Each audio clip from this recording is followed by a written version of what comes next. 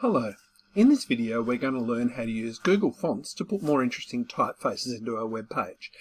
Built into HTML are some options for fonts, and if you know the name of fonts specified on somebody's machine you can certainly choose them, and there are plenty that are very commonly used. However, Google Fonts is worth knowing about because it's a tremendous trick. So I'm just going to Google Fonts. No great surprises there. I've misspelt that, but that's okay. Now it actually brings us in. Oh, there we go. That's the page I wanted. So here's a whole bunch of fonts. I don't even know how many, but it's a lot.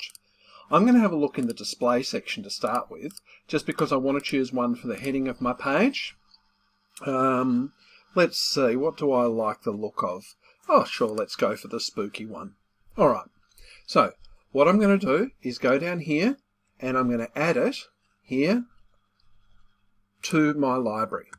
So there we go, Rubric Wet Paint. And while I'm at it, I'm actually just going to go back to fonts and I'm going to add another one to my library. This is actually going to be a sans serif one that I'm going to be adding because I want to use this for just my general text. I think I'll use that one there. Okay, so I'm going to add that to my, no, not the italics, I think that one there I'll add to my library. So as you can see, I've got two fonts there in my library. Well, how do I put it into my page? The first thing I do is I copy this section here, which is actually going to go in the head of my HTML page. So jumping over to my HTML page here, I scroll up to where the head of it is, and I paste all of that in.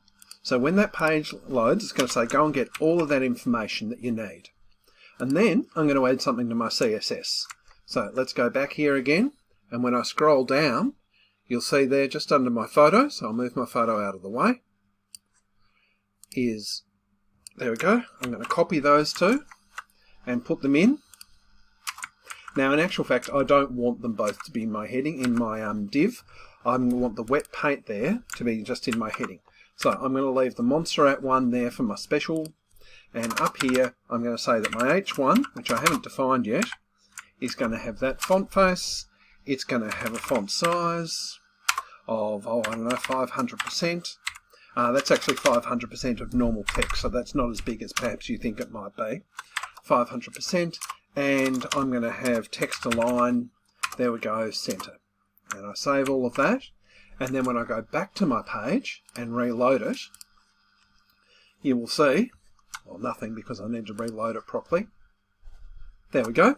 I have my fancy font up there, and I have my fancy font down there, and that's all by using Google Fonts.